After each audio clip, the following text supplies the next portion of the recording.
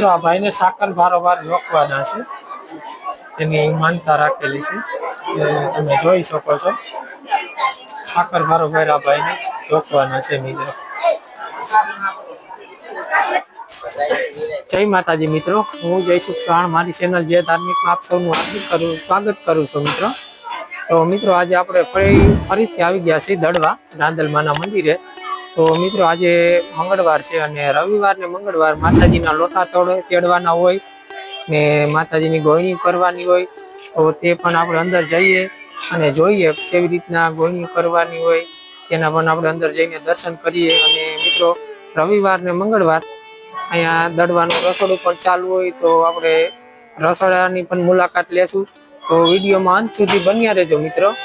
ને જો વિડીયો ગમે તો લાઈક કરજો, શેર કરજો અને ચેનલમાં નવા હોય તો સબસ્ક્રાઇબ કરવાનું ભૂલતા નહીં. જય રાંદલમાં.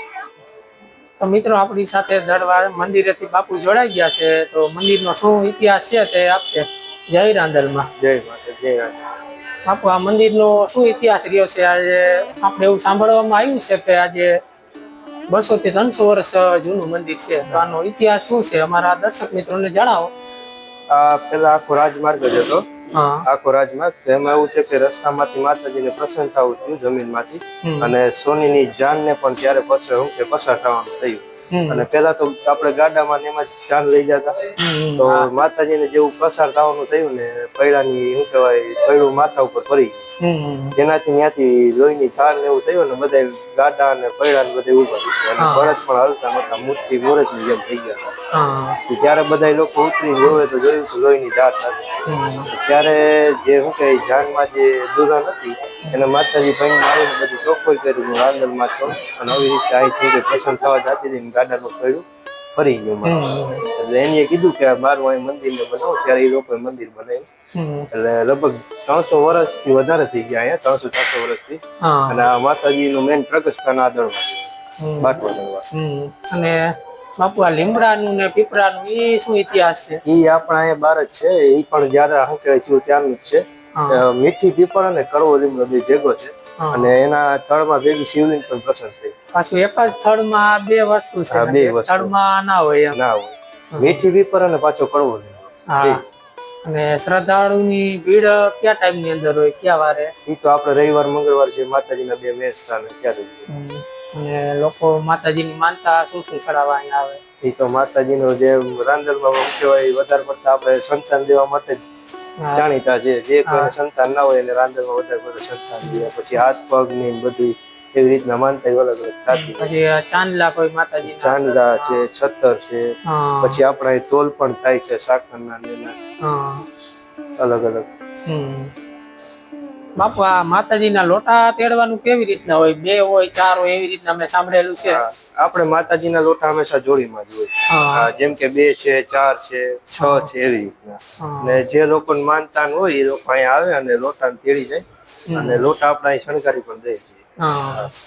બરાબર છે. આપણે ગોયણીની પણ એની બધી વ્યવસ્થા કરી દઈએ.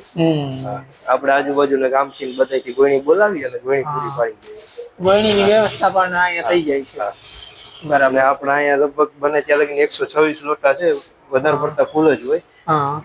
અને આપણે 10 લોટા 12 લોટા એવી રીતના પણ લોટા દેવાય. બાકી માતાજીના પરચા તો ઘણા છે. આપણે જે મેન આગળ મૂર્તિ જોઈએ એમાં ઝીણકી મૂર્તિ છે, એ દર વર્ષે ચોખાવાર વધતી પણ જાય. ઈ માતાજીનો પરચો છે. ઝીણકી છે ને એ મેન મૂર્તિ છે જ્યાંથી પ્રગટ થયા માતાજી.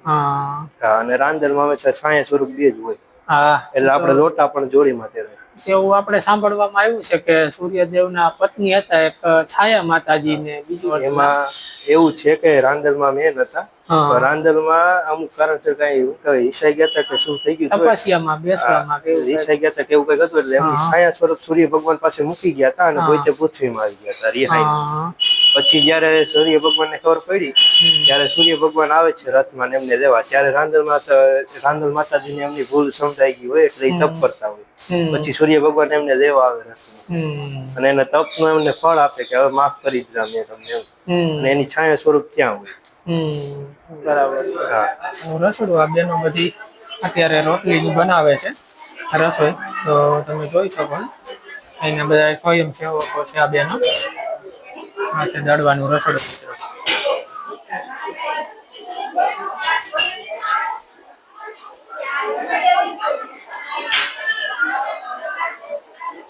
પ્રસાદી પણ ચાલુ છે. આ બધા શ્રદ્ધાળુઓ પ્રસાદી લઈ રહ્યા છે તે પણ તમે જોઈ શકો છો મિત્રો.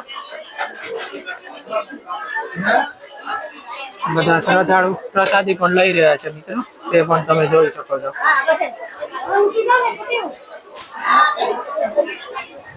રવિવાર ને મંગળવાર મિત્રો 2 દિવસ આ પ્રસાદી ચાલુ હોય.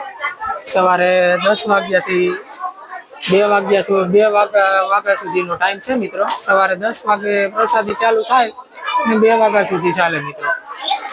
તો અત્યારે જમણવાર ચાલુ જ છે અને બધા શ્રદ્ધાળુઓ પ્રસાદી લઈ રહ્યા છે.